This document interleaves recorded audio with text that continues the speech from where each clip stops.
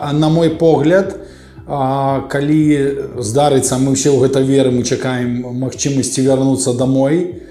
Безумоўна, кожны з нас прывязе з сабой цэлую валізку новага досведу, які мы зможам з карысцю для сябе, для сваёй дзейнасці, для сваіх бізнесаў у сучаснай Беларусі, калі так можна сказаць, выкарыстаць, так?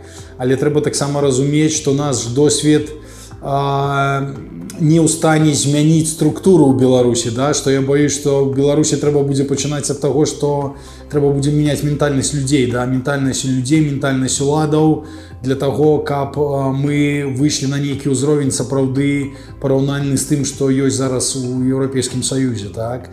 Вядома, досвед атрыманы кожным з нас, ён неацэняльны, так? Яго вельмі цяжка ацаніць, але тое, што гэта досвед станоўчы, безумоўна, ён не можа быць негатыўны, бо